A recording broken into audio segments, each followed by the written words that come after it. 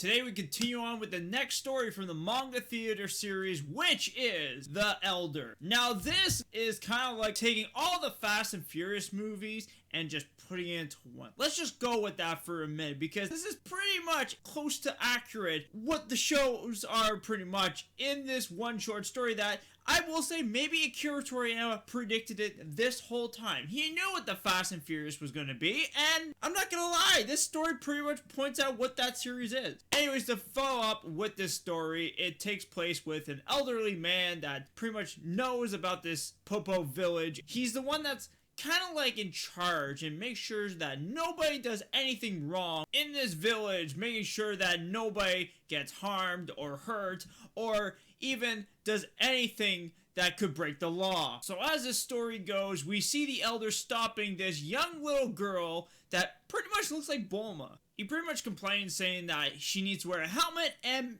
maybe wear bare clothes, because danger is always looking around and doesn't care what you wear, so you should wear some safety, of course. But, of course, he gets heckled by pretty much being called a perv because, well, I'm not gonna lie, you shouldn't be putting your hands in that specific area. I know in general you shouldn't be touching anybody in general, but, maybe not that. But anyways, as he gets heckled by the little girl, a man pulls up and litters by dropping a can of juice, which says on it, I would call it just like a can of pop or something. But anyways, drops his can in front of him and literally just zooms off. So after that, we pretty much get a little car chase going on where you see the guy speeding up and then the elderly speeding up. The man in the car that is driving is an agent that is talking about how he's going to explode this town up with a remote detonator. But as he notices in his rearview mirror, the elder is driving up, chasing this man down, which he boosts his boosters to make the car go faster. But unfortunately, the elder also has boosters as well. He's got a rocket on the back of his car, which keeps him up at the same pace. But as the agent knows that he is keeping up with him, he hits a button and makes the car shoot behind him, of course, pretty much take out the elder, which does make the car knock over, but flips his car back over. He boosts again and starts shooting him, but because of that situation, he gets smoke screened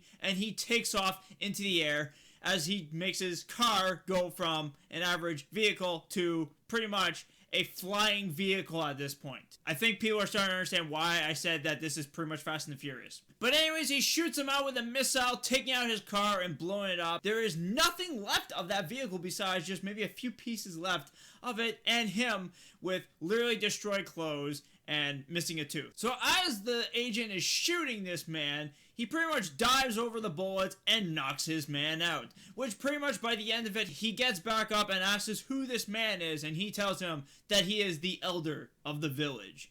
And then pretty much scurries off, which I would love to point out is a great ending to this story. I want to point this out. But yes, of course, they cannot finish off, unfortunately, without a little gag at the end of it, which is a little kid pretty much doing his business on a lawn, and the elder guy pretty much telling him, don't do that. Which then it finally finishes off the story overall. This story in general, when I was reading it, I was so fascinated of how it was going, because I was thinking of this story as Kira made a similar Master Roshi, which I could say this could be like his cousin from another village, who knows, and then has the whole story with Bulma. That's where I thought, okay, we're gonna get something close to what Master Roshi is from Dragon Ball. But then when this car thing happened out of nowhere, that is where I was like, okay, you have me hooked now. Where are we going with this story?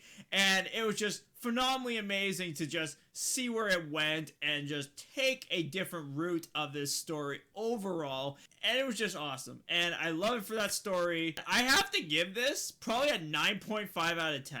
The only reason I am giving this a 9.5 out of 10 is because I wish there was more to this story. I wish there was more about the elder guy, of him actually doing, some smaller things than just riding up to a person that looks like Bulma and then literally just going straight into the action right away. I think it would have been more intriguing to get a little bit more depth out of this character than just straight into it and then just see him in action. I would love to see more of this character personally, but I don't know if any other stories of this guy is in the book, unfortunately, but I can't wait to see if he does turn up or not. But if he doesn't, that's fine either way. It's still a great story, and I just think this is just a little fun and exciting little action story that Akira brought up, and I'm not gonna lie. I think having someone that's like a cousin of Master Roshi, if you want to call it that, literally have like a little action style scenery or something like that. So I think that's really cool, and props to Akira Toriyama for making this very intriguing story in the first place. So, but like I said, it is a 9.5 out of 10 for me, and I don't know how else to tell you. Great story. If you're able to read this online, or if you have the manga theater, I recommend reading that book in particular because it's a very, very good story.